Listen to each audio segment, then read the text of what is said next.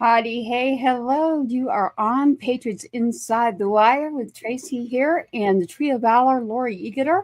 Patriots Inside the Wire tonight, our Wednesday Warrior show, which is Heroes Media Group, a televised broadcast group, as well as our radio stations.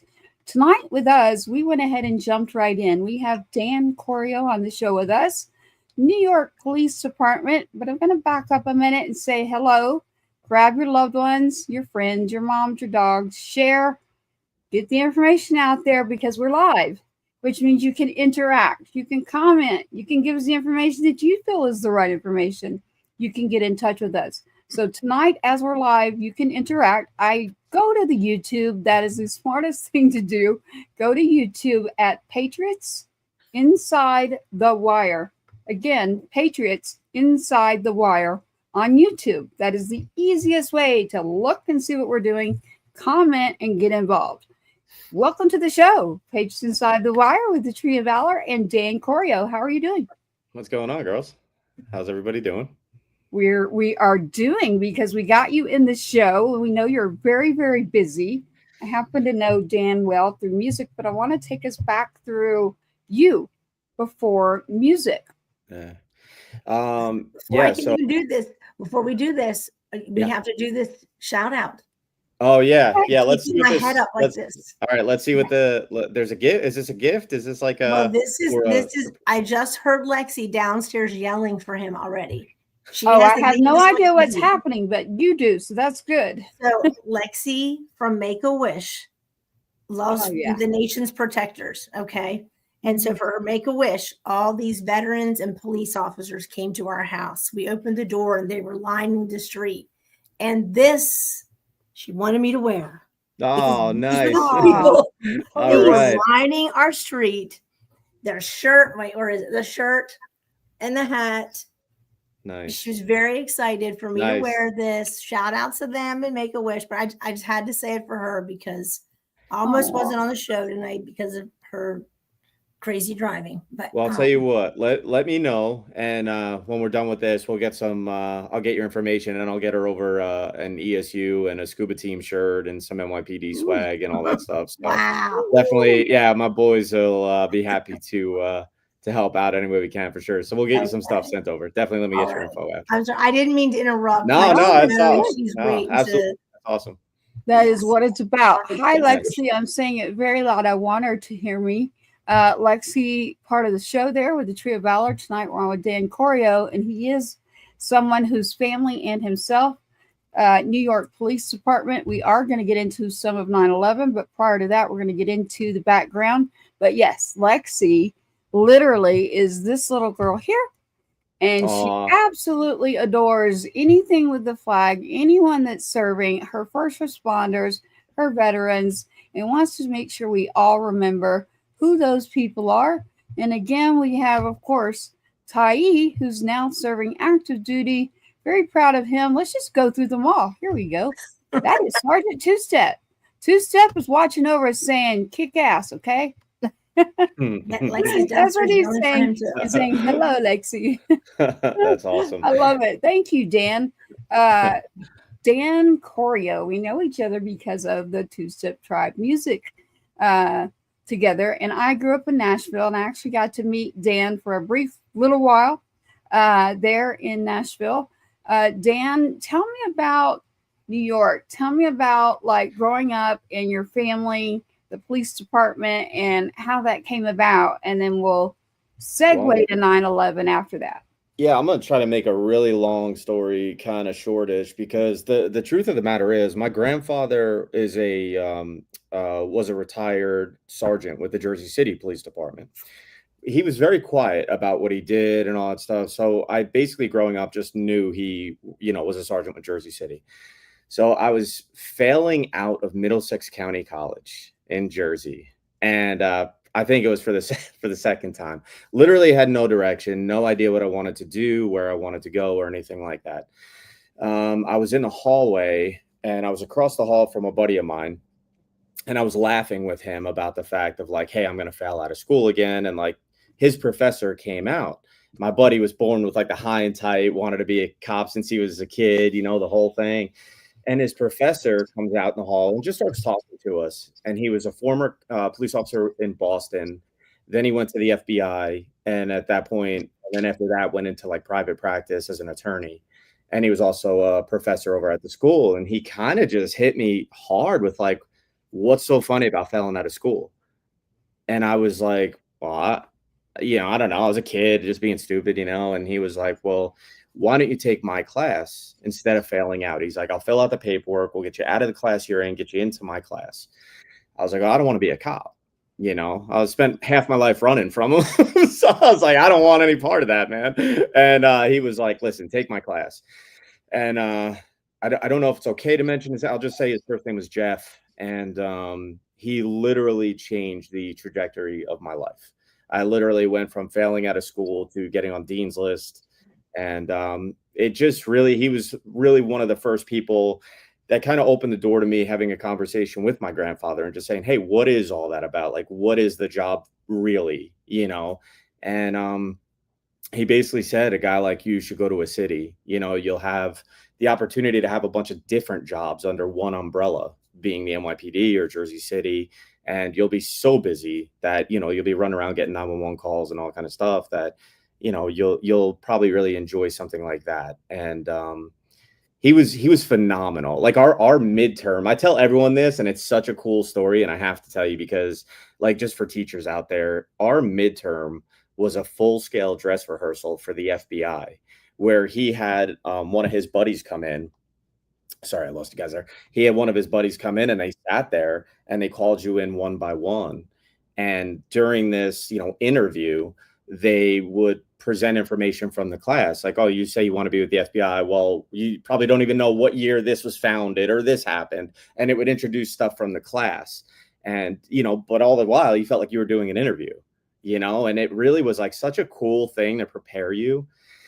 So, and then once I got with that, I took the test for NYPD and I took the test for Jersey City, and NYPD called first. And my grandfather drove me to every interview, every medical, everything you can imagine in New York. My grandfather, we did dry runs to places on the weekend, and we did dry runs during a weekday to make sure we knew the traffic. And he would sit outside and wait for me to get through whatever it was I was going through. And it was phenomenal. It was just a cool time, I like that. And Dan, back up a minute, because there are some people out there who are going to go, they don't know what dry run means. Oh yeah, just driving to the place, Right. just like doing like driving there, making sure that we knew the route, making sure we had different routes, and then doing it during the week with traffic and all that kind of stuff. Because I really didn't know. I grew up in Jersey actually, but we had to live in New York once you got hired there. So by your swearing in date, I believe it was, we had to have like a New York address and all that. So we really didn't know much about it, So it was, really? But we ended up developing such a tight relationship during that time, because then he really started opening up to me more about the job and things. And huge mentor of mine, huge influence, and just an amazing, human being. So yeah. Nice. So now you're literally in New York, and I'm sure it's some tiny place that you ended up moving to in New York. I can only imagine. Yeah. We and also, I just to mention too, just to go back, my grandfather also fought World War II. He was a former Marine, so he was that in there. Yeah, they're like, don't say former. You're supposed to say Marine. Yeah, I thought it was cool. Just don't say X. That's what I thought. I don't know. Thought it was, because I know they're always a Marine. They're always a Marine. So no disrespect. Once a Marine, always a Marine. Always a Marine. But he was. He spent a life in service, so he was an amazing individual for sure. I like that. I love that. And now you're in New York. And are you doing the beat? What are you doing when it comes to the police department? So I got hired September 29th of 2000, went through the academy. When I graduated that May, I was assigned. So we did a field training thing. I did up in the 2-5 up in Harlem, the 25th precinct, called it 2-5. Came back from field training, finished up the academy, and out of the academy got assigned to the 10th precinct in Manhattan. And we were so new coming out in May, June, July, August, September. I was so new that I was basically on a foot post or with a training sergeant for a majority of that time right then. And if I remember correctly, I had just gotten assigned to midnights maybe the week prior to 9/11. And for my full-time squad, for the squad I was going to be in out of like a training or probationary time. You didn't But you had happen to already know been someone in for named how Gary, long? did you? Who's that? How long were you in already before that date? 4 months. So I graduated in May. I forget what the actual date. May, June, July, August, September. 4 months approximately later. And which year? What year? was it? The year. Well, 2000 I got in. Right. And 2001, we went through September through May was the police academy. So it went into 01, and then September 01 hit 4 months after my graduation. Okay. Yeah. Got it. So I just met a man recently who worked midnights. Okay. And he wasn't a sergeant yet, but he became a sergeant after. So he had been in for a bit. Okay. I think his name's Gary. Oh, Gary. Not a super. No, I'm just kidding. No, I don't. It's not a super common name. Like Tom. No, I'm sorry. You know what I mean? Like Dan. Yeah, I don't know. I don't know. Maybe is there a? We'll talk about a last name later. Yeah. I didn't want to throw it out there. Yeah, when I got hired in 2000, it was like anybody else. September 29th, 2000 was my actual hire date, my swearing in date, and then. And then, like I said, it went through that 8 months of the police academy, approximately, and then So I wanted to bring up a picture here. This is you.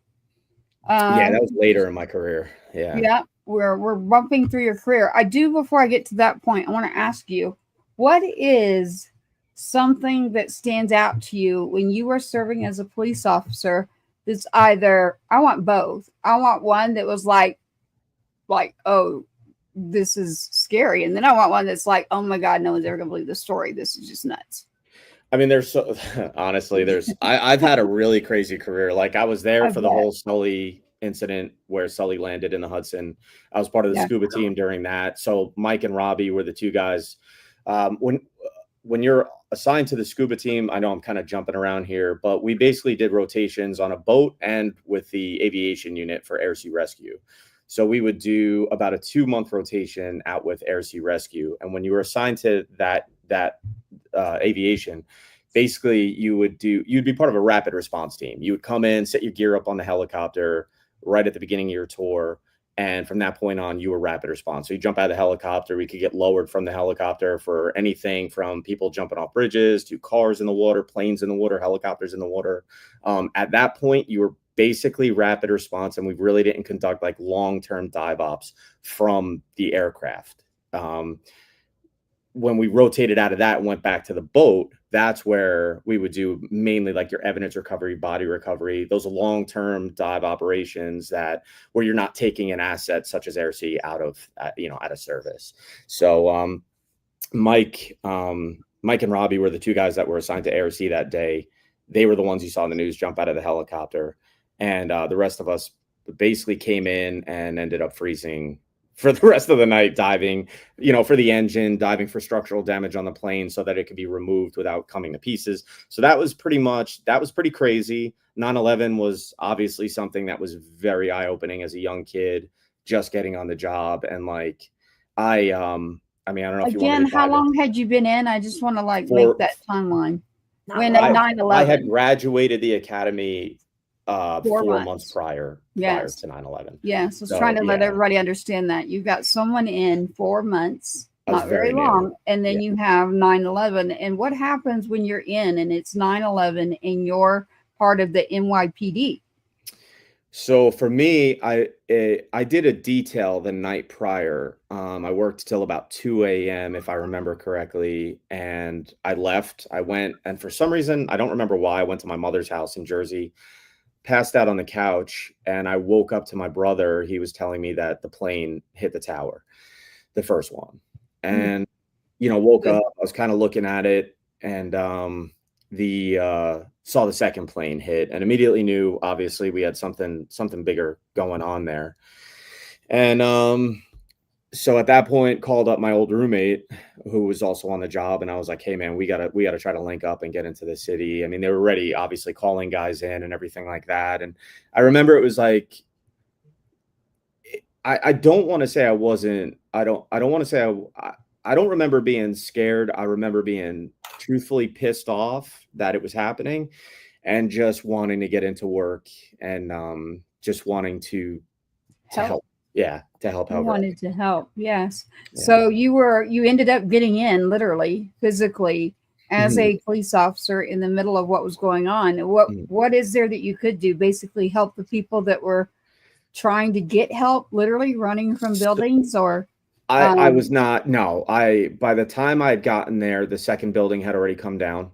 Um, I was initially assigned to a triage area up at Chelsea Piers where we thought they were going to be bringing victims and all sorts of stuff, and it was staggeringly quiet, to be truthful. It was very weird. It was I was dealing more with families coming in asking about their loved ones oh, and didn't really have a lot of answers. So, again, that frustration of like, I want to get down there. Like, I'm here now. I want to get down and I want to do it. And little did I know, I mean, I was going to get that, that fill. But once they kind of realized that there wasn't as many people, there was a lot of damage. We'll just say that there wasn't a lot of people being brought anywhere. So, right, eventually got assigned down there. You could be doing anything as a police officer down there. You could be doing anything from security posts immediately in the area because there was people down there, believe it or not, trying to loot, trying to steal, trying to get pictures, all sorts of stuff. Or you could be a part of what was called at that time the Bucket Brigade, which is where we were doing a little bit more of the search and recovery. And I did that quite a bit. And yeah, so that was kind of the things we did. At that time, I didn't know it because I was too new, but, you would always see the emergency service guys going down, and they were doing a lot more like the hardcore digging, cutting, getting into, getting underneath everything and all the damage. right. They were a lot more. So I just remember like seeing that as like a young cop and being like those guys know what's going on. And it was very powerful. It was very powerful. I bet I have a few pictures in here I'd like to pull up since we're talking about the subject and see what you see when you see these pictures. I'm going to go back to the first one. I'm pulling up pictures for everyone out there. Please go to YouTube. You can go to Patriots Inside the Wire. I actually do have you on Instagram right now, but YouTube is the best way to do that. Patriots Inside the Wire. Tell me what this is when I pull this up, Dan, and you can let them know. Yeah, I mean, obviously that's right after the first plane hit. Second plane is about to make impact. Mm-hmm. And then you've got this. Yeah, I mean that's obviously impact right there. Right. And then we go here. Yeah, so I mean, yeah, it's just that smoke was something that, like I said, it was a crystal clear day. So the smoke against that backdrop was something that was just you'll never forget it. You Yeah. never, literally never forget it. Obviously, FD, lost. I don't know the numbers. I'd be bullshitting, but you know, I do actually have a really interesting story about an FD guy that I met down there, and it was one of these stories that was super powerful for me, and I don't know that I'll ever. I mean, I never got his name. We were both sitting on a curb down on the pile, like down in that area, and I will never forget him as a human. He looked at me and he asked me how I was doing. And I was like, I'm hanging in, and just two guys talking, right? I mean, a kid and a guy talking. And he kept asking me about me. Am I eating? Am I making sure I'm taking care of myself? All this kind of stuff. And I was like, yeah. I was like, how about you? Have you guys gotten a day off yet or any time off? Because at that time we were literally they were putting us in hotel rooms for, 2-3 hours just to sleep before Red Cross came in. And I said, have you gotten any time off or anything like that? He's like, no, I'm not going to be leaving here. I'm here digging for my son, who was an FD member. And as much as there's always the stuff with PD and FD, and we always have this like half joking thing back and forth. I remember looking at that man and just being like, that's the kind of guy that I want to be, somebody who's going through something that's indescribable and is still sitting there and asking you how you are, and are you okay, and are you taking care of yourself, and all these types of things. And I just remember thinking to myself, like, damn, that is an individual right there that has power beyond, measure as a human, Yes. Do you know if his son was I don't found? know. We ran into so many people down there. It was so chaotic. This picture right here tells me a lot. Yeah. You can just tell the curb you're talking about, everybody just on the ground between that one and this one too. I mean, you're just looking in, because it's like, what in the world is going on? Yeah. And you mentioned the smoke. We've already shown that. But again, the smoke, the impact of the person that captured this picture, I actually have pictures these are not off of the internet, unfortunately. That's an unfortunate thing, that when you happen to know people who were down and around, and actually the good news is the person that I'm talking about got in that building and out, and for some reason decided to go back to their car before going back in for work.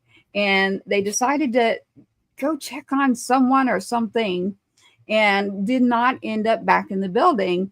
And so they struggle with the part of, oh my gosh, the guilt, but yet I wasn't in there. And I like to show this to people too, because this is very personal too. When you look at this timetable, it's the 9/11 timetable. As you can see, it's done in here in the phone. I have it. I don't know who all does, but the 9/11 timetable of New York, the Pentagon, Shanksville, to never forget, at 8:46, here we go. The North Tower struck 9:03.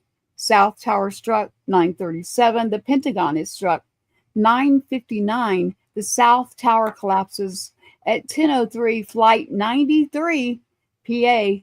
And at 10:28, the North Tower collapsed. And everyone's always said to me, if they see that, Tracy, why do you have that?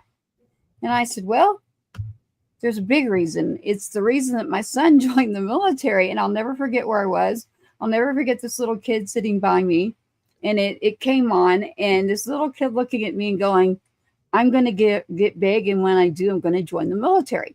So the whole reason of that generation, when I say my son, I'm not going to say my age on here. Those kids literally grew up, like you said, you were mad, like you wanted to get in there and do something. We had a lot of individuals come together that ended up joining the military, actually, is what happened. And so that is a very, very, very, I keep it because I'll never, ever forget. It's seared into me as to why in the world, what the way that it would hit a little kid, like the way that something like that hits a little kid, and they turn and look at you and go, this is what I'm going to do about it. You're like, whoa, my head hadn't even processed it yet. Children were already going, we're going to go fight. I'm like, okay, hold up, buddy. We got to get through school. Well, let's figure out what's going on here. Kind of like you mentioned, going through school. My son was younger. He was younger, and he had seen this, and his take on it was, I'm going to build towers, and I'm going to take planes, and I'm going to, because remember, they were showing it so much, and then they decided, oh, we're not going to put this on TV anymore. And he wasn't with me at that moment. He was with his grandpa, and when he saw this, but it was embedded. It was embedded, and he became a Marine later, not necessarily because of that, but I'm just saying that kids definitely were. Well, he was in elementary school, so I don't want to date me too much. So I think our kids are pretty close in age that both joined. And it sounds like they both thought, okay, that's what I mean. Kids literally were trying to come up with answers because it was such a powerful, horrible thing that happened in our country that if you follow the story along, there's a lot more than a lot of people actually believe. But I want to stick to you, Dan, and what you were doing and how long were you there on the ground? Like, there was a lot of time and things that had to be done. Were you over there for a duration? Probably on and off for the year at least. Pretty frequently. Every now and then they would pull us back. We would have to do patrol and all those types of things. But I remember in the beginning, there was also a point where you were allowed to wear jeans with your uniform top because we were just burning through boots. You're burning through uniforms, and if you were only if you were doing the buckets, you could wear jeans with a uniform shirt at this time. If And you I were doing remember what? if you were doing like the bucket brigade, Okay. more kind of like the recovery operation. And I remember I was telling my mom that I was not involved really because I didn't want her to worry, and she would ask me if I was there, and I would always just be like, no, I'm not really doing too much. And for whatever reason that day, she was in the city. I think she was visiting my cousin, and they were just kind of outside like that ground zero area. And I was like, oh, I'll come meet you, I'll walk off. So I kind of walked over and I met her, and I had been in it for so long. It didn't occur to me that I was wearing jeans with a uniform shirt and that it would look weird, like it didn't hit me or register. And I was sitting there and I was talking to my mom and my cousin, and we were just BSing, and she's like looking at me, and I can't figure it out. And then she's like, why are you wearing jeans? And I think that was how my mother actually found out that I was a little bit more involved with everything that was going on down there. Cause like I said, the last thing you want is for your family to worry, So anytime we spoke, it was just kind of like, no, I'm not really too involved. And she comes and sees you very involved, But so, I would say on and off for the duration of about a year, pretty frequently. So a lot of people have had health issues who worked down there. Have you had that issue? I've lost a few buddies to those issues. I do get checked annually, like we have our 9/11 medicals and stuff like that. Okay. So I mean, I don't want to go. We definitely, yes, there's a lot of guys that have gotten sick. It's something that is tough to deal with because like even to this day, you'll get a call from somebody and be like, hey man, they have this type of cancer, that type of cancer, and they're pulling it back to ground zero and stuff like that. I mean, my first probably, I don't want to exaggerate days because everything is truly like a blur. I want to say for at least the first 2 weeks down there, I mean, I think I was wearing a paper mask. We didn't have any of the filters or anything like that.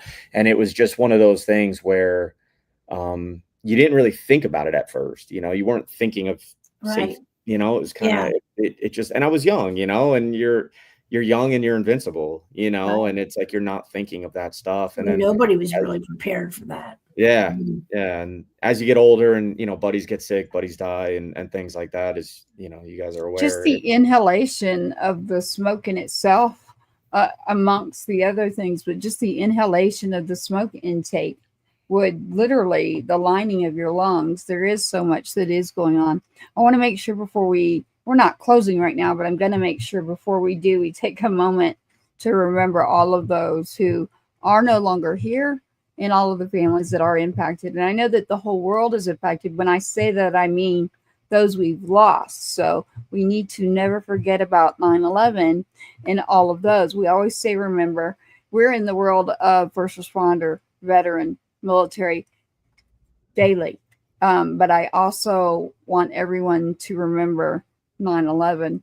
So as you're down there, Dan, and you're nonstop, and now your mom knows you're down there. I know as a mother that like I just took a big gulp myself, and I'm not your mom, but I know that I know why you lied to her. I've been lied to by my own kid for this kind of stuff. And I was like, you told us, but I get why you did that. You're a good son. And you've been down there a year, and I am pretty sure, I'm not going to speak for you, but I guarantee you came across the families that were running up and wanting to know, where their loved ones were. Yes. Yeah. There was a lot of that. What do you do? Honestly, just tell the best you can is just tell people you're doing the best you can to try to find everybody that you can. I mean, there's a lot of stuff with respect I will not get into, and it's not because I can't, it's just because I won't, out of respect for those families. Yeah. I think for me, the important people to recognize are the people that also were not in uniform that ran into those buildings to go help people because they're under no obligation to do it. The police officers and the firemen that lost their lives that day. And also, I think people that don't get talked about enough are the Red Cross folks that were there, that came in and made sure that, Yeah, they literally had rooms at one point where there was a table outside of a room that was filled with cots, and on that table outside they had little timers with a number. So you'd go up to this person and you'd say, "Hey, I have an hour break," and they'd set the timer outside so as to not wake anybody inside. And they would know on cot number 5 you have an hour, and then after that hour they'd come in and they just quietly wake you up and get you out there. We also spent time at the church, Trinity, like just I actually did read a lot of the cards that like kids sent from schools, like laying in the pews. They would they'd bring in like classical guitar players sometimes or something, and they would just play kind of off, and I would just lay there in the pew, and you get a couple hours of sleep, or a couple, not hours, but whatever you could. And I think that those folks, the Red Cross people, don't get talked about enough. I think anybody that volunteered, I think that I'd rather focus on them. I think we all know about the loss, and I could sit here and go on and on about horror stories with that stuff, but I think there was also a lot of heroics that day from people that didn't sign up to be a hero. So I think that that's important to recognize as well.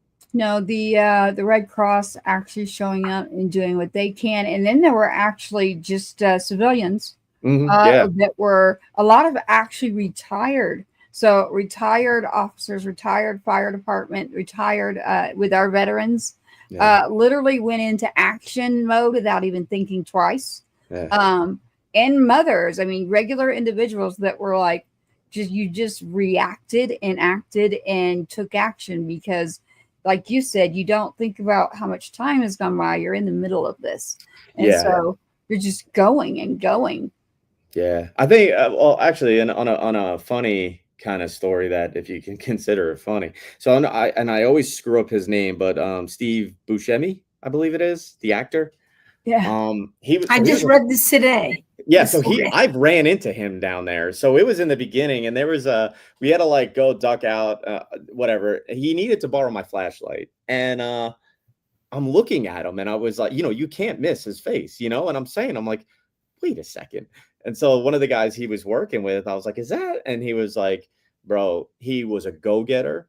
He did not act like an actor. He wanted to get in the middle of it all. And the thing I respected the most about him was like, you rarely heard him going out and, bragging about it or anything. I think the first time I heard it was like a late night show, and they kind of put him on the spot and said, hey, we heard you were down there. But major respect to that man, because like I said, here's a dude that has it all. And he went down there. And like I said, by all accounts of the people I spoke to, and I never worked side by side with him. Like I said, I met him briefly there, but I heard he was a phenomenal worker, just trying to get in, get to work. Yeah, use my flashlight. So if, I want it back, Steve. No, I got it back. No, he used to be on Engine 55. Like, is that where he was? Before he was an actor. Okay. Yeah, I wanted to look because I knew I had shared that. I just read that story today. But he used to be on Engine 55, like back in the day. And then after it happened, he went back and didn't say anything. And very quiet about it. Very like stuff like that always inspires me, because like I said, he could have been on TV and doing the tour of like why he's so great. And he didn't. He kept his mouth shut. He went in. And like I said, by all accounts, he busted his ass, wanted to be the first guy getting in and doing the work. So I have a huge amount of respect for that dude. So, nice. Yeah. Nice. I like that. The humanity within our everyday people, or someone that's actually known like that, that's out there, and then they don't want to be known or be bothered for that. They want to actually help. So I love that. And so you're 4 months in, and you're at 9/11, literally, you said for a year, going back and on and off, going back and forth. And what would you want to tell anyone about being with NYPD? And you mentioned it yourself when you said, you told them, I do not want to be a cop. Like, I don't want to do that. There's reasons I just don't want to do it. And I know that that's out there. I know that people are like this. I don't want to be. As a matter of fact, my son was one. I'll go ahead and tell you, I am not going to be a cop. You can't even make me do it. I'll go in the military and I'll be in there, but there is no way I'm not going to be a cop. Yeah. So what was it with you that you're like, no, but then yet you had someone mentor you, which is great. Yeah, I mean, that was really it, was just Yeah. that dude, like, literally just changed everything, and then once I started talking to my grandfather, it was like, "Okay, cool, this is something I can do." Yeah. And also the opportunity of being in a city and knowing that, like, you were just gonna be busy, you were gonna get it. They say, like, it's a front row seat to the circus, and they are not lying. Like, when you work in Manhattan, or anywhere in NYPD, especially midnights, I mean, it is wild. I It is can't even wild, imagine. I So mean, I it's can't funny. imagine. It's funny the stuff you come across and see. You have a funny story? Yeah, I met Cupid, Jesus, and the devil all on the same day, on one day on patrol. Yeah, it's a true story. Yeah, Cupid was You outside of a store, and the store called because they wanted him to leave, and he was in a diaper, and he had the fake wings, and he had his little thing going, and we showed up, and he would not talk to you. Like, he was just would not acknowledge you being there. And I'm like, "Hey, dude, listen, like, you gotta go," and he's just like sitting there, and I could see him like side eyeing, and I'm like, the last thing I'm doing is looking to roll around with a guy in a diaper on the side of the road to prove a point. So I was like, "Hey, man, here's the deal. I'm gonna go around the block. I don't care what you do, just don't be here when I get back. That's it." I was like, "Go fall in love somewhere else." And sure as shit, I came back and he was gone. But and then we met Jesus. He was out there preaching, and he was real. I mean, he looked the part. And then the scary one was the guy that thought he was the devil. I mean, that dude that was one of those jobs on patrol where you would call for the emergency service unit for an emotionally disturbed person. And yeah, he gave everybody a handful. He was out there. But disturbing, yeah. yeah, Sounds yeah, disturbing, actually. Sounds scary to me. yeah. Um, definitely. And then going through this, so as you're in there, you're talking about 4 months in, we're in a year on and off, but you went through the NYPD and then you decided to go into scuba diving. So Mhm. I didn't even know that there was a whole different, kind of like being in the military, there's different MOSs. So within Mhm. the New York Police Department, because of the location, there's a whole nother area that you went to, and I'm going to let you tell it because you know it better than me. Yeah, I mean, truth be told, originally I was blown away by emergency service. That was like the thing. And I was just too young on the job. I didn't really have enough experience for it or anything like that. But I always wanted more. I just always did. It was just one of those things, like, no matter where I'm at, I'm just trying to push. And then I saw someone on the news jump out of a helicopter, an NYPD helicopter, into the river, and all this. And I'm like, well, what the hell is that, man? I want to do that. And my poor mother, I mean, to this day, she'll tell you, like, she's just like, come on, man, just stop. Every time something happens. So I was like, no, I'm gonna do that. And so I called up. I got the number to the team, and I called up, and I was like, hey, I'm interested in trying out for the scuba team, and blah blah blah. And the guy said, well, you have to be a certified regular diver, recreational diver And for it's 2 this years. picture, right? Well, that was from the helicopter. Yeah, that Mm-hmm. was in flight, either back from a job. That's the dry suit and the harness above the dry suit. But yeah, so that was from the scuba team. But he's like, you have to have 2 years of dive experience as a recreational diver. So go get yourself experience, and then you have to pass the test. If you could pass the test, then you'll go through an 8-month training period with us, and then you'll get onto the team.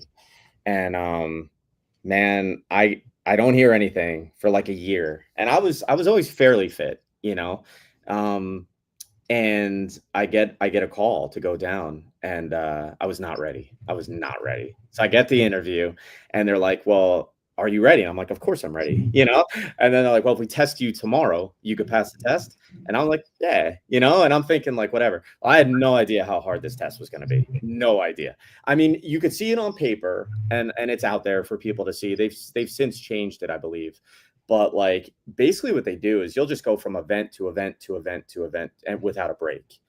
So if I remember this, and don't quote me on these times because it's been a minute, but, like, you'd come in, you do a mile run. It had to be in like 6:37. From there, you go to your pull-ups, push-ups, sit-ups. From there, you'll go to those had minimums. From there, you go to your 500-yard swim, your underwater lap swim, a weighted swim, and they just have you going from thing to thing to thing to thing. And all of a sudden, those things start to add up, and you're like, holy shit, I'm really tired. And it culminates in the end, and I didn't find this out till later, because if you fail any point during that test, they drop you and you don't even get to see the rest of the test. Well, my first time through, I got to the swim, and I know there's people out there that'll tell you like, oh, it was like a lap off. I was like this. I was nowhere near it. I literally got in that water and gassed. And I remember I was sitting on the side of the pool, and the instructor came over, and we test within ourselves. So he was a team guy.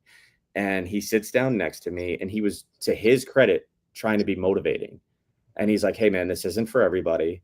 You know, don't be hard on yourself and all this. And I'm like, oh, I'll be back.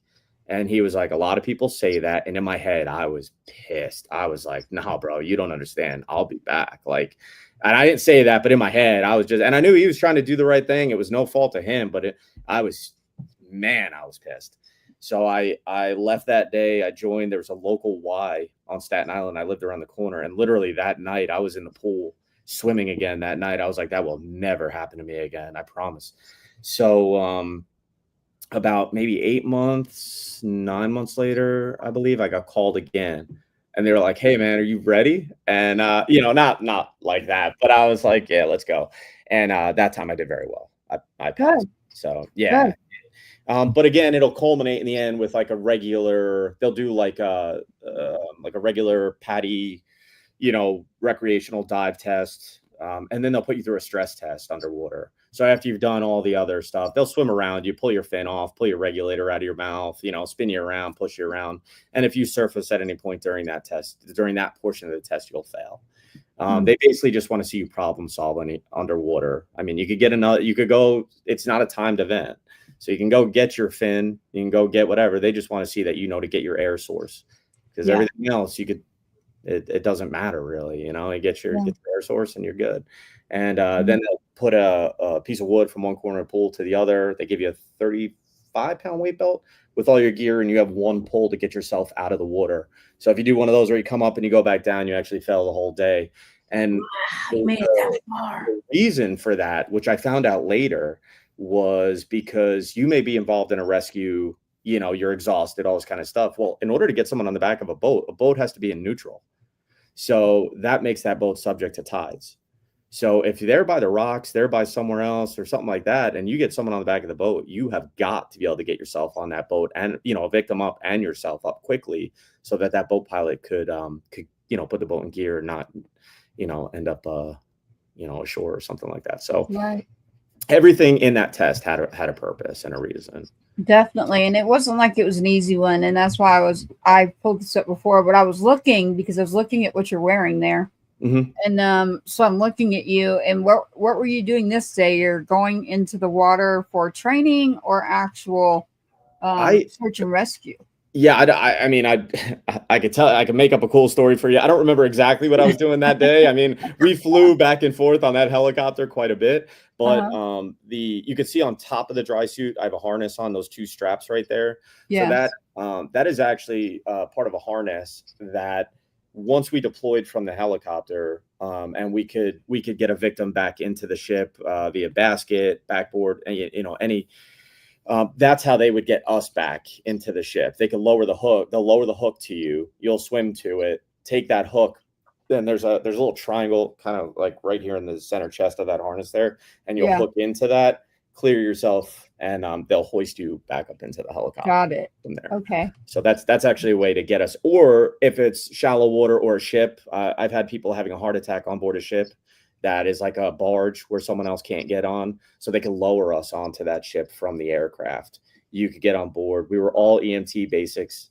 So you could render a basic level of care, but really the objective is to get them out of that situation and get them to a higher level of care. So how many times did you have to, I don't want to say save someone, but I mean, like, how long did you do that?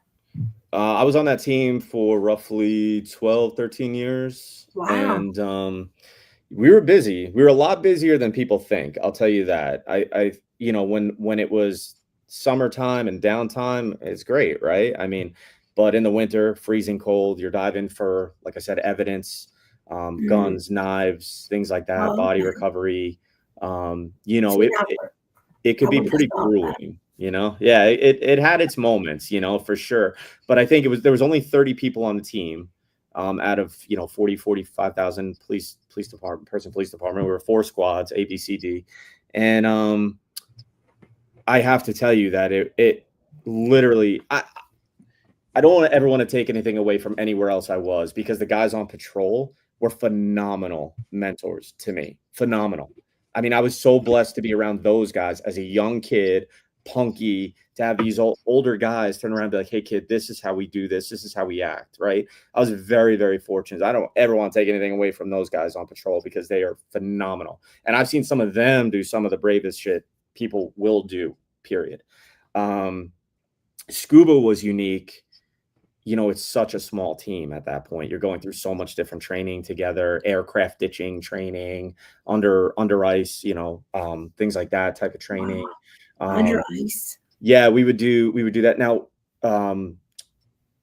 we would dive underneath barges during 4th of July, tugs, anything like that, looking for any type of devices, things like that. Whenever the president came in, Marine One would land, say over at the Wall Street heliport, we would dive one side of the pier, Navy EOD would dive the other, and we would work pretty closely with those guys. And it was a different experience, and the guys on that team it was a different level. You just would get into work, and nobody would sit there and tell you to work out. Nobody would sit there and tell you what you needed to do. You just knew you needed to do it. It was one of those things where, like, it was big boy rules, and you could jump out of a helicopter a mile or two offshore, and if that aircraft can't hoist you back up for a reason, or has a fuel issue or mechanical issue, they're going to fly back, and you have to be able to swim to shore, or they're going to leave a life raft for you, and you're going to have to deal with it that way. So, you really have to be prepared and ready to do your job, know your job, do your job well. And it was a little bit of a different, more specific job, I would think every day really was different. Yeah. It was, you just didn't know. You just didn't know what you were going to come across. But to say that I was blessed would be a huge understatement on the job entirely. Like, the people, my first day on in Scuba. So my sergeant, I guess I said his last name is Reynolds. We'll say that. I'll keep his first name out of it. He's one of the most amazing human beings you'll come across, bar none. Still a very good friend of mine. And our first day on the team, like, he took us in the team room. He's like, hey guys, this is the team room. You're not going to see it for like 8-9 months. Don't be in this room. Be down on the boat, be checking out your gear, be learning your equipment, be doing this. And he's like leaning into us kind of hard, but like, just kind of, if I call you, you pick up the phone, all that kind of stuff. And you're sitting there and you're like, man, I'm on it. I'm here. You're starting to train. And then his face kind of lightens, and he's like, has anybody ever been on a helicopter? And we were like, no. And he's like, all right, one's going to land in 5 minutes. You're going to be jumping out of them. You might as well, see what it's like to be on one. I mean, that was the start of my career with the Scuba team. And it was like, it was like nothing else. It was just phenomenal. And the people on the team are still to this day some of the best people you'll come across. So you had a lot of different scenarios, because you mentioned Sully in the beginning. Yeah. If anyone picked up on that, Sully is the airplane pilot, and it landed there in the New York area that you were talking about. So in the very beginning of the show, I noticed that we brushed right through that. You mentioned Sully, and then we kind of brushed right over it. That's actually the plane. So you were on patrol and with the NYPD when that happened too? I was on the Scuba team. You're on the Scuba team. Yeah, I was actually in an EMT class when he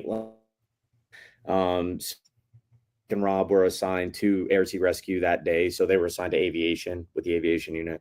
Like I said, we did rotations with them. So when you were part of the Scuba team, so I'm going to try to make this as easy as, because I know it's confusing, but like I said, 4 squads, A, B, C, and D. So say you have 6 to 8 guys in a squad. At any given time, 2 of those members from that squad will be rotated out to aviation and be assigned there for 2 to 3 months, roughly, whatever. And then they'll rotate back, and 2 other guys from that squad will go out, and they'll be, with aviation for a little while. And Mike and Rob were the 2 guys. They were 2 B squad guys, and they were assigned. they were at airsea that day and they got the cool guy job. They got to jump out of the helicopter and do the cool guy stuff, and the rest of us got to freeze our asses off for the rest of the night diving on the thing. But you got to dive in and rescue the I didn't do any rescuing. I did not. Everything I was doing was, like I said, diving for the engine that came off, and we were diving for structural damage underneath. The plane was tied off, and they basically wanted to remove it. And the engineers wanted to know basically how bad the bottom was. So you were kind of doing everything by feel. Excuse me. And basically just kind of reporting back like where heavy damage was and things like that. So it's a really cool picture of me. You can't tell it's me, but me and my buddy Brian on top of the plane. And it was really a cool thing because we're on top of this plane and all the seawalls like filled with people. And they're all looking at us. And I remember saying to Brian, I'm like, everybody's sitting there looking, thinking like those two guys know what's up. And me and him are like, I hope we don't screw this up, man. So it was cool. It was a really good team to be a part of. How long were you in and you retired out from the NYPD? Because I know you through music. So how long were you there and retired? Yeah, so I did a majority of my career with the Scuba team, and then towards the end, I was planning on staying to 25 years. 20 was what was expected of us at that time. I think they've changed it since, but I always planned on I was anywhere between 20 and 25. And at that time, I had gotten, I had done a lot. I became an instructor with Scuba, stuff like that. They sent me to instructor school, did that whole thing. And I kind of had done everything I needed to do with the team, and I was just ready for a different challenge. And ESU, I could tell you that I basically came to a moment where I was sitting there thinking, if I was forced to retire tomorrow, what would I regret? And I never wanted to get promoted. I ended up becoming a detective specialist, which was like, they won't give you hazard pay in the city, so they would promote you detective specialist. That's basically what it was. But I never cared about being a sergeant, a lieutenant captain, anything like that. And the only thing I could think of was if I was forced to retire tomorrow I would have regretted not knowing if I could have made it to the emergency service unit. So I went ahead and started to put papers in for that, which again is another tryout and then another 8-month training period where you go through special weapons and tactics, hazmat, vehicle extrication, high angle rope rescue, all sorts of stuff like that. And so I end up getting through that, getting selected, and I get into that, and I went through that. And during that time, so I mean, I don't know how, I know it's like a lot of long stories. I apologize, but it's so we get through the 8-month training for the emergency service unit, and again, great guys, great girls. It's just people that want to be at the peak of what they're doing, and when you're around people like that, you can't help but be inspired. And it's no different with music for me today. I want to be around the best people in the world, because if you're the best person in the room, you're in the wrong room. I think for me, it's like, get around people that are better than you and just keep trying to get better, trying to elevate. Yes. Elevate, respect, and give back. Yeah. That's a big part of it. And those guys and girls there, it was like the same thing. It was just people that wanted to be at the peak. And once I interviewed, I had intended on staying another 5 years. My father during the time, so my dad and I, my parents were divorced. Wasn't particularly tight with my dad growing up, but he was always the music side of things, my dad's side of the family. During my time in specialized training section for ESU, my father had gotten sick. And so come graduation day, I was part of a group of guys. They selected different groups of guys randomly, really, to do demos for the family before the ceremony actually started. Do fast rope out of the helicopter, and we would do that. They had a group of guys assault a bus to show how we could take it back if it was taken over, things like that. So we throw a bunch of flashbangs. The families love it. It's cool.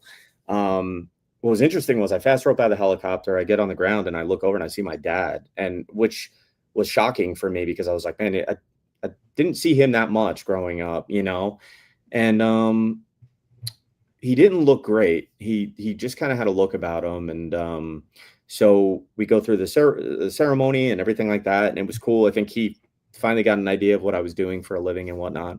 And that night, a couple hours later, my brother called me and was like, "Hey, man, Dad fell. He's conscious, but he's like very incoherent." And we got him to the hospital, and they found a brain tumor. And then the next morning, they found out he had lung cancer. And so now here I am, literally graduating from this school, getting assigned to a truck where I don't know anybody. I mean, outside of like stuff that I did when I was in Scuba, and you have to perform. There is no like but meanwhile I'm going back and forth between the hospital and all this kind of stuff, and he ended up dying about 3 months later. And for some reason, it literally, that was it for me. I was done. And so I did my 20, which was what was expected, but I don't know what it was. He after he died, I kind of just was, I knew I was done. I knew I was done. I did everything I needed to do. And unfortunately, I didn't spend as much time with the emergency service unit as I would have liked to have. But those guys deserve somebody that's all in all the time. And I think at that point, I was, for whatever reason, just really ready to get out and kind of really move towards this music thing. And that's kind of what happened. So I did my 20 and I got out. So did you ever get prompted to do things like? There you go. They're coming for you. Like Western North Carolina or hurricanes, or do you ever get involved with any of that? No, the ESU had guys sent. They did send us to. Then. I meant like since then. Oh, since? No. Yeah, no. Once I got out, I was, truth be told, I was pretty done. I did some protection stuff afterwards that was kind of like available to me, and I did it, but I'll be honest, my heart just wasn't there anymore. I just really was done, and music was kind of calling me like real loud, and it was like I always had that love and I was always doing it, but I wasn't ever all in. And again, it was kind of one of those things for me where I was like, it's just time, and I left, and I kind of have one of those brains where like whatever I'm on, like I'm focused on, and so I kind of ended up all in or all out. That's it. I'm that way. Sent me a comment for you, but they didn't put it online. They just sent it on my phone, and they said apparently this gentleman, he was the first law enforcement officer from New York that I was telling you about. Mm-hmm.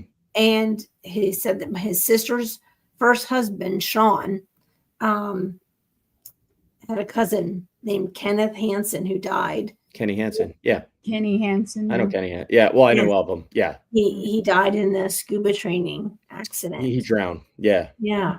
Yeah. I'm aware of that. Yeah. He said, wow, a Germany TV crew was filming. They were, I wasn't on the team when it happened. When I got on, it was a story that I heard quite a bit of. I think they wanted, because they were filming, they wanted it to look more realistic. I don't want to BS, but I from all the stories that I heard was they didn't have a life vest or anything like that on him, and I think that was ultimately what, if I remember right. But yeah, I was very familiar with that story, Kenny Hansen. Yeah, just he was 26. Yeah. Mm-hmm. Yeah, happened 250 yards from Battery Park. Yeah. Okay. Yeah, so Battery Park is like kind of on the it's kind of hard to explain, but on the edge of Manhattan, there on the end of Manhattan, Battery Park is kind of across the river right there. Right. And they were doing exercises, which I mean, things like that, unfortunately, it's unfortunate. Yeah. We definitely want to remember all those from that day, all of the work that you did there too, Dan. It's not just you, you've got other members of your family. It's you've got Detective Specialist NYPD, 9/11 First Responder, Scuba Team. You've got you retired from the Emergency Services Unit. You're on with Dan Corio live here on Patriots Inside the Wire. And someone else just did a noise too over there. I just heard that. That was me. And I want to take you over to this picture now, Dan, so you can lead us into where did you go? You've done the ESU, you've experienced things, and now you've got, instead of scuba gear in your hands, you have a guitar. Yeah. Yeah. So, yeah, like I said, after my father passed, I kind of really started digging in a little bit harder with music. And it was the same thing. It was like, hey, not that there's not great music in New York, because there is, but it was just like, where can I go and get the most experience, the most availability to go play somewhere and all that kind of stuff. And Nashville was just it. It was like I'd been there, I'd visited a few times, and it was like just the amount of music there and original music. That was something that really, obviously Broadway has its players and they're doing what they do, and that's great for what they do, but there's also like this writers scene in Nashville that's huge. And for me, once I got exposed to that, I was like, this is it for me. Like, I love writing, I love playing guitar, I love community, and yeah, so Nashville just Therapeutic became. too, so it has its benefits there. I mean, Mhm. universally a language, and then the therapeutic side of writing is what I actually found for me. But I was told last night that I'm a unicorn, and I'm like, what the heck? And I grew up in Nashville, so Yes. I guess there's all these people that are going there, and I left there. um, but I know the Nashville from uh, Oh, it's my mom. growing up there, like things that you Love you, know mom. yeah, that's I know. So Yeah. making sure we definitely have to always, when we catch someone that's there, we have to always make sure we take care of mom. So that's the number one thing. And that's how you can tell if someone's a really good person as well. So that's what I tell my son. I'm like, the number one way to tell is how the son is to the mother. So that's how I'm a you, huge pain in the ass to her in public, but here I'll be, in yeah, private, I should say. I don't believe that. I'll drive the woman crazy, but Yeah, it's I don't believe that. I bet she's extremely proud yeah. and very happy. I actually have your music in here. So Dan Corio is part of the Two Step Tribe and all the different music things that we're doing and going to do. So the Sergeant Two Step Festival is not just a one-time thing; it's an ongoing thing that will happen. Trio of Valor will be involved with us. You saw some of that in that new intro. I didn't get to see much. I was doing the tech work there. So I know Lori was like bracing herself. I didn't get to watch it, but Lori, you'll have to tell me what you thought of it. But I do have your music in here, Dan, and I wanted them to hear some of that too. So now we're getting all the glimpses of Dan, and this is the story about Dan. Now that's going to turn into a song, but the story about Dan. I like that. And you sent me 3 different songs, and out of those 3 songs, I was curious, especially I think it's "Rolling Away" or which one that you're talking about? Tears. Tears was probably Used to Love the Rain. I think it Yes, was, used to yeah. love the rain. Yes, Yeah. yes. Yeah, What I think that is? one. Is there a story there? Is that you? Did you write that one? Well, I think it was universal. I mean, I wrote all of them, but I think it's universal for me in the sense that um it's like the things that you love when you're with somebody that seems so, like, you're just like, "Oh man, I love the rain." You're like cuddled up watching TV and it's raining out, and you're like, "Oh my God, I love this." And then if you break up and it's raining, you're like, "I hate the damn rain." Like, so it's kind of like metaphoric for really anything you could put for the rain, but yeah, so it was that's where it came from. It's just kind of that thing of like loving something when you're with someone and then kind of not so much after. Yeah. No, I love it. I love it. She says she's very proud, very, very, very proud. And so, and we're getting on September 11th, 2001, 343 firefighters, 71 law enforcement officers, 8 paramedics, and 55 military personnel is what we're getting in here as far as the numbers, most definitely. And we definitely, our hearts go out, and all of us, we should never forget about 9/11 and everything that's before and after 9/11. There's a lot that ties into that. And so, used to love the rain, and you have the 2 others in here.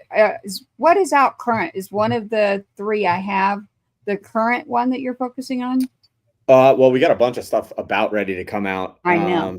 Yeah, I'm pretty excited because we started recording with a producer down there in Nashville, and I'm pretty psyched for what's coming. But Used to Love the Rain is one of the more recent ones, and Mhm. it's opened up a couple doors, so it's been a good one. Nice. It's been a good Are one. we going to Nice. get to hear one? Yeah, I'm gonna do it. I have them loaded in here so we can show all sides of Dan Corio. Dan Corio's on with us live right now.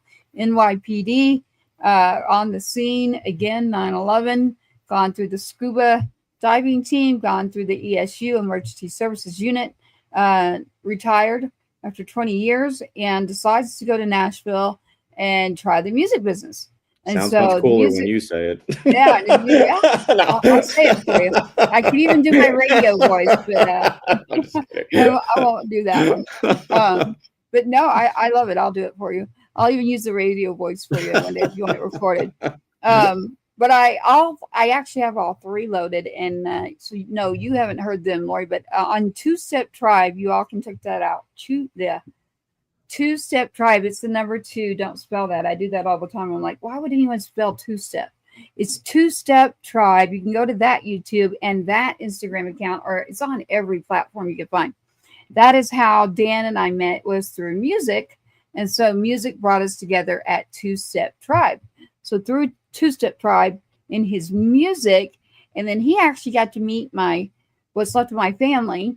And then what happened is I got stuck in Nashville. That's when we lost the mother there in Nashville. And I ended up there for an extended period of time, but Dan actually was gone for an extended period of time on vacation. Yeah. So a lot of the people that I knew there are not in music. My people were always in music. So music people, but you got to remember everyone's aging out. So that's part of it. And then a lot of things have happened in this world that have caused my relatives to not be here. So I immediately was like, how am I going to do this? I've got to figure out how I'm going to do this. And I was asking Dan, but he did. He popped over. We're literally at a restaurant. The only relative still, I'll just say a relative of mine who's a mother figure there. And I can't remember if my kid was with me, but I just remember you walked in and he was like, I only have a few minutes. I'm working on my truck and then I'm going on a cruise. And I was like, okay, sounds good. Yeah. So we got to meet there in person, but the writing rooms are very good there. And then, you go over into the Texas area, that's a whole different music scene. So especially Austin, it just depends on what genre you want to get into, but any type of music in itself. And so in the area that you're in, we knew it well, and we were around that same area. So for Two Step Tribe with number 2, you can go to that YouTube, literally. We will be having our show there. But Lori, I don't think you've heard anything probably from Dan.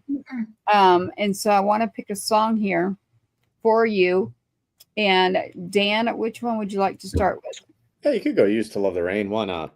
I love the rain. So this is, Used to Love the Rain. I used to go out and jump in the puddles and like tomboy stuff, like literally like play in the mud and the holes and just jump all in them. So Used to Love the Rain. Here it is. And this is Dan Corio, who's been on with us tonight, Patriots Inside the Wire, part of a Two Step Tribe production here with Miss Lori Egeter from the Tree of Valor. Here it is, Used to Love the Rain. And you can find Dan's music right now, Dan Corio.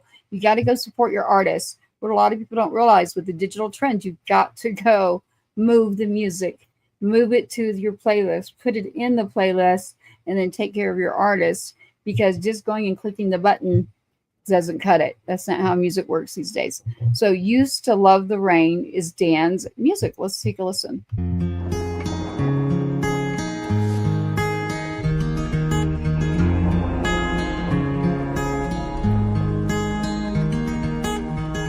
The rain's been falling for hours now.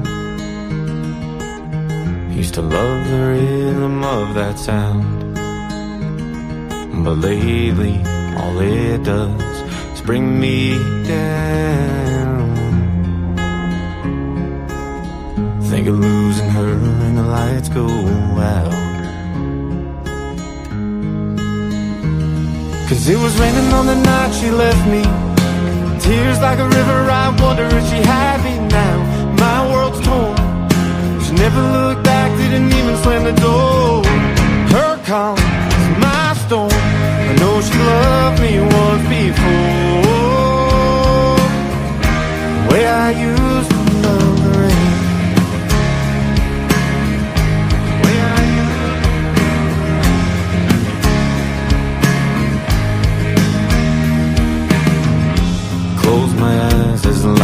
strikes, leaving better memories of rainy nights when we'd make love and hold on, her head on my chest and my arms. Now I'm here alone, 'cause it was raining on the night she left me. Tears like a river, I wonder if she had me now. My world's torn, she never looked back, didn't even slam the door. Her calm is my storm, I know she loved me once before.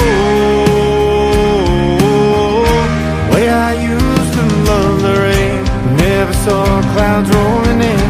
Must have missed the sign she gave. Could I really be that blind? Walk outside, I'm getting sold. Scream at the sky to let me know what to do with all this pain. Now that I'm standing in the rain.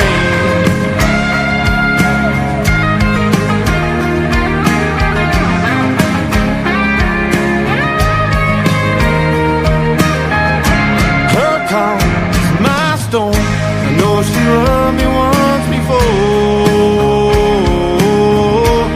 I used to love the rain. I used to love the rain. I used to love the rain.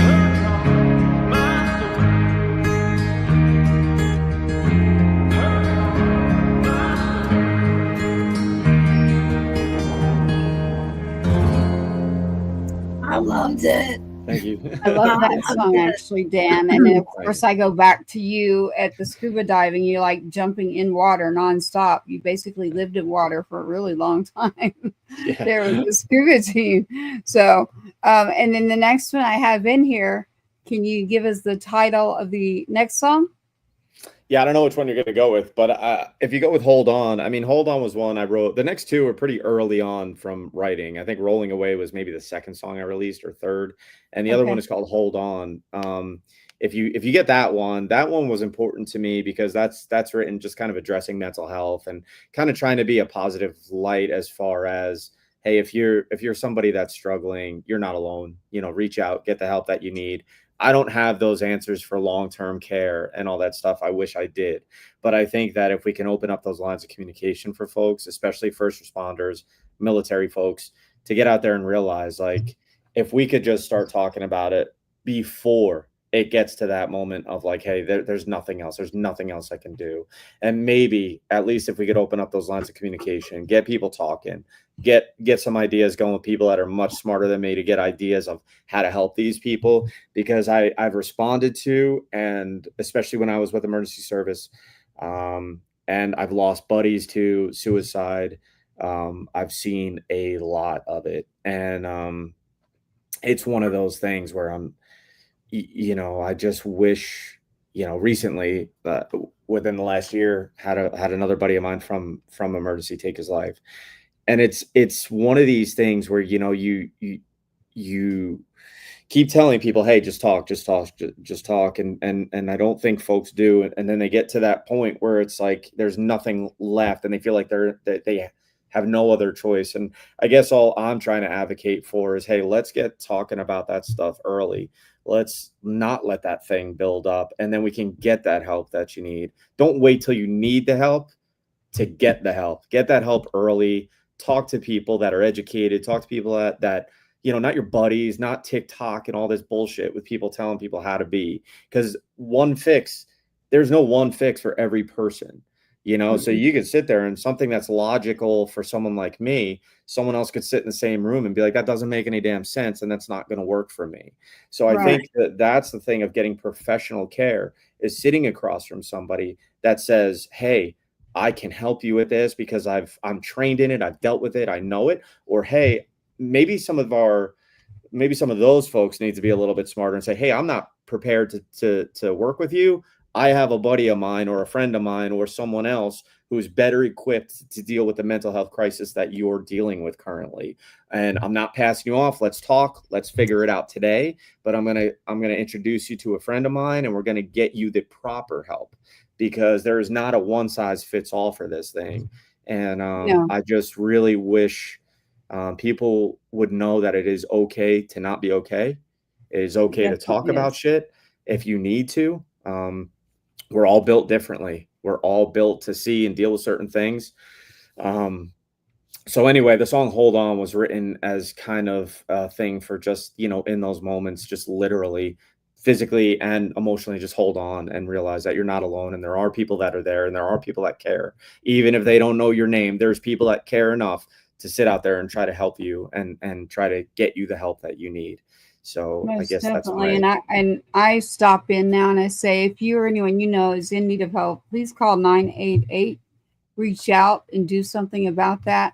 I did lose my little brother not long ago to that you're speaking about, Dan. So I am very big on talking about it, and it is okay to not be okay, even for the people that are left now after that has happened. I can tell you I'm angry. I'm extremely angry at him. I think it does so much to the people that are left here that nobody talks about that either. So there's so many ways that it's better for you to be here and not be gone. And think about it, get yourself there, but remember the other people that are around. That, man, that is the ultimate that has been the ultimate test for me because of the people that I've lost, losing a son, and I actually raised my little brother, but I still don't think I'll ever get to the point where I'm like, I never, ever, ever, and I've been around this. Lori's been around it. We talked to a lot of different families about this, but I didn't think it'd be me. I never, ever thought it would be me. I literally thought there is no way in hell, a big, strong, you name it, that I would get that phone call. But I want, every week on average for first responders, it's 5. So on average, every week for our first responders, about 5 of them end up taking their lives. So this is something that we stay actively involved on with Patriots Inside the Wire, whether it's our 22 a day, 5 a day, and then of course you have your active duty personnel. So my child was actually killed, but my brother, yes, he didn't see any other option, and that happened. So anyone out there, it is okay to ask for help. Please call 988. Reach out and touch someone. I can tell you, as a family member, that it is god awful to have to live with that and losing so many people. And we want you here. So we're going to play Hold On from Dan Corio. Before we do that, I just want to say too, my buddy Craig just commented in there. He's one of the most badass crew chiefs from aviation, most knowledgeable, a great dude. We have done some jobs together where he was lowering me out of that aircraft, and I got to tell you, Craig is one of the most amazing human beings you'll meet. He's one of those guys I was referencing before, where I said, like, you got some of the best people around you. I've had that dude on some real jobs, and he is a phenomenal human being. So nice. So he's a first responder too. Yeah, he's crew chief with the aviation unit, and an amazing human being. Yeah, good dude. Good dude. Thank you, brother. Still upstate, still around the New York area, I would have bet. Yeah. I'm not giving that information out here. Not with upstate. Yeah. You want his social too? I mean, I do. Yeah, I do. I know optic actually. I actually have to know all about that, but because I would have listened, New Yorker up there. You said you worked together up there, so I'm like, there's no way that New Yorker who's with the NYPD moved to work for a different police department. I guarantee he's with the NYPD. I'm like, I can put 2 and 2 together. That equals 4. So Dan, thank you for your service too. Thank you for what you do, and everyone else out there who does put themselves in the middle of helping others in many ways. There's a lot of ways that we can take care of each other. One of those, this song, Hold On, is very important. And it is important that you do hold on. It is okay to not be okay. I love that, Dan. That is something that we have to stress here. Here it is. It is Dan Corio with the song Hold On.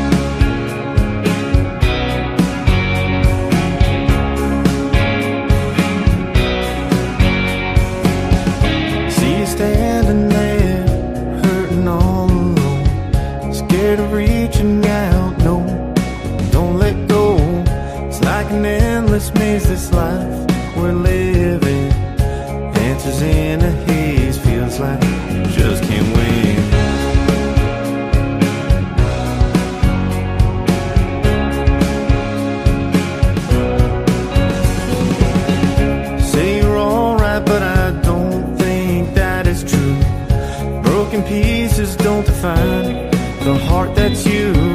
Kinda sad that no matter how hard we try, only truth in life is that we'll live and we'll die. Hold on and don't let go.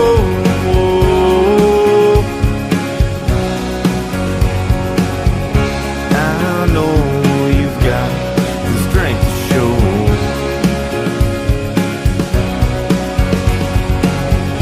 This world, what you're made of.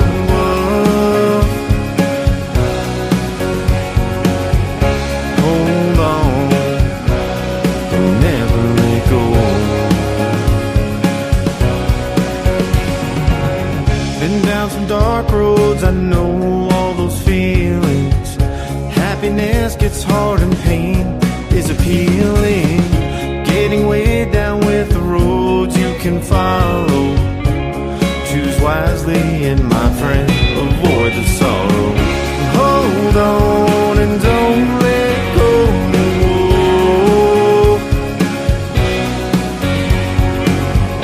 I know you've got the strength to show.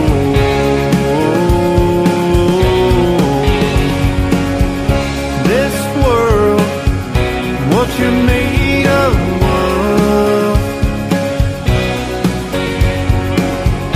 Hold on, don't ever let go. Sometimes it seems you're the only one who feels like this. Roads are rough on the gravel you call bliss. Time flies by, no regard for what we want.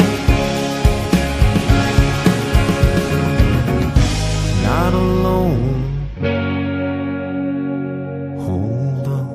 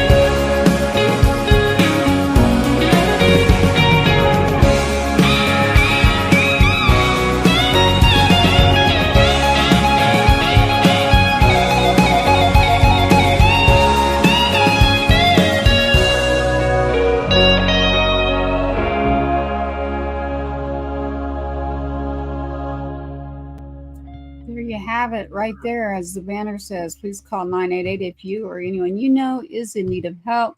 We are coming to a close here on Patriots Inside the Wire with Dan Corio. Dan, we appreciate you and your time. Everything that you've done, we thank you. Hold on, it is very important. I'll keep that here, but I want to check back in with you when all of your music comes out.